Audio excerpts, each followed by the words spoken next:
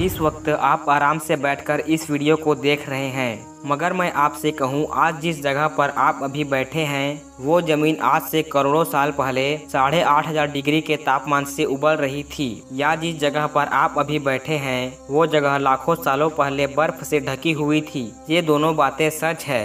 इस 10 मिनट की वीडियो के अंदर आप पृथ्वी के 450 करोड़ साल के सफर को देखने वाले हैं। जिस जगह आज हमारा सौरमंडल है वहाँ विभिन्न प्रकार की गैस और धूल के बादल हुआ करते थे। वैज्ञानिकों के मुताबिक इन धूल के बादलों से दूर एक तारा हुआ करता था। वक्त के साथ साथ उस तारे की ऊर्जा कम होने लगी, जिसके कारण उसके अंदर एक विशाल विस्फोट हुआ। विस्फोट की वजह से अंतरिक्ष के ये धूल एक दूसरे से दबने लगी।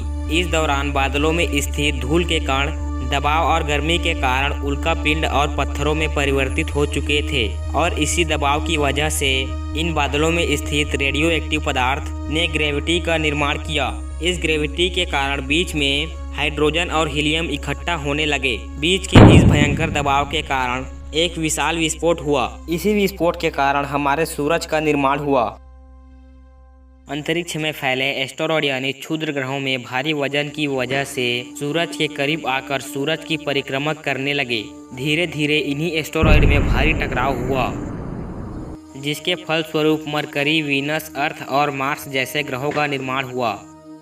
वैज्ञानिकों के मुताबिक उस वक्त पृथ्वी और मार्स यानी मंगल ग्रह के बीच थिया नामक ग्रह सूर्य की परिक्रमा किया करता था। पृथ्वी पर ग्रेविटी होने की वजह से सूरज की परिक्रमा करने वाले एस्टेरॉयड्स अब पृथ्वी की परिक्रमा करने लगे और धीरे धीरे करोड़ों सालों तक ये पृथ्वी पर गिरते रहे। और ऐसी ही घटना हमारे पड़ोसी ग्रह थिया पर भी हो रही थी और करीब आने लगा और आकर पृथ्वी से टकराया। इस भयंकर टकराव की वजह से पृथ्वी के हिस्से कणों के रूप में अंतरिक्ष में फैल गए और एक रिंग्स की तरह पृथ्वी की परिक्रमा करने लगे। इन्हीं परिक्रमा करते हुए कणों को में टकराव होने लगा, जिसके कारण हमारे चांद का निर्माण हुआ। उस वक्त पृथ्वी पर सिर्फ एक ही समुद्र हुआ करता था और वो था 1900 डिग्री सेल्सियस के तापमान पर उबलते हुए लावे का। उबल रही थी वो सारी चीजें जिसे आज आप अलग अलग नाम से जानते हैं। वक्त के साथ साथ पृथ्वी धीरे धीरे ठंडी हो रही थी, जिसके कारण पृथ्वी में भारी तत्व जैसे रेडियो एक्टिव पदार्थ पृथ्वी के केंद्र में जाकर इकट्ठा हो गए और हल्के पदार्थ पृथ्वी की सतह पर आ गए। लाखों सालों तक पृथ्वी पर उल्का पिंडों की बरसात हुई और इन गिरते हुए उल्का पिंडों में जमा था नमक, मिनरल्स और पानी। करोड़ों सालों तक इन उल्का पिंडों की बरसात होती रही और धीरे धीरे पृथ्वी की ऊपरी सतह पानी से ढकने लगी। वैज्ञानिकों के मुताबिक यही वो वक्त था जब दूर गहरे पानी के अंदर निकलने वाले ज्वालामुखियों से पहली बार सूक्ष्म जीवों का निर्माण हुआ। लाखों सालों बाद एक वक्त ऐसा आया जब पृथ्वी की पूरी सतह पानी से ढक चुकी थी। हमारी पृथ्वी के सबसे अंदर का कोर रेडियो एक्टिव पदार्थ से बने होने की वजह से हरदम गर्म रहता था, लेकिन जब भी पृथ्वी की ऊपरी जमीन ठंडी हो जाती है तब पृथ्वी के अंदर की गर्मी बाहर नहीं निकल पाती, जिसके कारण ज्वालामुखियों का निर्माण होता है। और उस वक्त कुछ ऐसा ही हुआ। पृथ्वी पर हजारों की तादाद में ज्वालामुखी निकलने लगे और आने वाले लाखों सालों तक इन ज्वालामुखियों का निकलना जारी रहा, जिससे पानी के ऊपर जमीन का निर्माण हुआ। इस वक्त भी पृथ्वी पर वातावरण न होने की वजह से अंतरिक्ष से उल्का पिंडों की बरसात होती रही। आज से लगभग 300 करोड़ साल पहले पृथ्वी पर ऐसा वक्त आया जब पृथ्वी का वातावरण लगभग स्थिर हो चुका था। ज्वालामुखी निकलने कम हो गए थे और पृथ्वी का एक दिन 12 घंटे का हुआ करता था।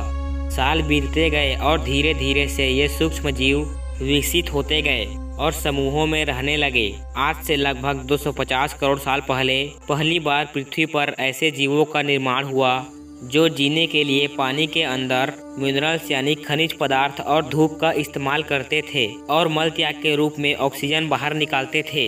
इस वक्त तक पृथ्वी पर ज्यादातर ज्वालामुखी निकलने बंद हो गए थे और इन माइक्रोबैक्टीरियाज की वजह से वातावरण में ऑक्सीजन की मात्रा बढ़ रही थी। वातावरण में ऑक्सीजन की मात्रा बढ़ने की वजह से पृथ्वी पर वायुमंडल बनना शुरू हो चुका था और आने वाले लाखों सालों तक वातावरण में ऑक्सीजन की मात्रा बढ़ती रही, जिसकी वजह से पृथ्वी के ज्यादातर हिस्सों में ये सूक्ष्म जीव फैल गए। लाखों सालों बाद एक वक्त ऐसा आया जब पृथ्वी में ज्यादा ऑक्सीजन बढ़ने के कारण ये सूक्ष्म जीव मरने शुरू हो गए। उस वक्त तक पृथ्वी का वातावरण ठंडा होने के साथ साथ ऑक्सीजन से भी भर चुका था, जिसके कारण जमीन और वातावरण में स्थित लोहे के मिनरल्स पानी में स्थित ऑक्सीजन से रिएक्ट होने लगे। और एक वक्त ऐसा आया जब पृथ्वी की जमीन आज के मार्स जैसे लाल हो चुकी थी। वक्त बीतने के साथ साथ धरती की टेक्टोनिक प्लेट्स में दरार होने लगी, जिसके कारण पृथ्वी के अंदर का लावा जमीन की तरह कई लाखों सालों तक उबलता रहा। और यही वो कारण था जिसके कारण पृथ्वी के वातावरण में कार्बन डाइऑक्साइड की मात्रा बहुत बढ़ गई और पृथ्वी पर एसिड की वर्षा शुरू हो गई। एसिड रेन की वजह से पृथ्वी का तापमान घटने लगा और तापमान इतना घटा कि पृथ्वी के ऊपर स्थित पानी बर्फ के रूप में परिवर्तन होने लगा। पृथ्वी पर पहली बार भयंकर आइस एज आया। इस वक्त पूरी पृथ्वी सफेद बर्फ से ढक चुकी। आमतौर पर जब धरती पर सूरज की किरणें गिरती है तब जमीन उस किरण को सोख लेती है, मगर क्योंकि पूरी धरती बर्फ से ढक चुकी थी और क्योंकि बर्फ सफेद और चमकीली होती है, जिसके कारण सूरज की किरणें धरती पर गिरने के बाद वापस चली जाती थी। इसी कारण से पृथ्वी कई लाखों सालों तक बर्फ से ढकी रही, मगर फिर से पृथ्वी के अंदर से गर्मी ज्वालामुखी के रूप में निकलना शुरू हो गई और इन ज्वालामुखियों से निकलने वाली गर्मी ने बर्फ को पिघलाना शुरू कर दिया। इसी बीच पृथ्वी के नीचे बचे सूक्ष्म जीव धीरे धीरे बदल रहे थे और अब वो ऑक्सीजन को अपने शरीर को बड़ा और जटिल बनाने के लिए इस्तेमाल करने लगे। इस बीच पानी में अलग से छोटे समुद्री पौधे निकलने शुरू हो चुके थे। बाहर जैसे जैसे ज्वालामुखी निकल रहे थे वैसे वैसे वातावरण कार्बन डाइऑक्साइड की वजह से गर्म हो रहा था। वक्त के साथ बर्फ तो पिघलने लगी, मगर धरती पर फिर से एसिड की वर्षा शुरू हो गई, जिसके कारण फिर पृथ्वी ठंडी हो गई और फिर पृथ्वी की ज्यादातर सतह बर्फ से ढक गई। ऐसा बार बार कई हजारों सालों तक। और इसी कारण से अब समुद्री जीव धीरे धीरे वातावरण के हिसाब से विकसित हो रहे थे। इस बीच कई सारे जीव और समुद्री जंगल विलुप्त हो गए, मगर जो बच गए वो धीरे धीरे पृथ्वी के बदलते तापमान के हिसाब से ढलते गए। और अब हजारों सालों बाद समुद्री पेड़ बर्फ की वजह से पूरी तरह मरते या सूखते नहीं थे।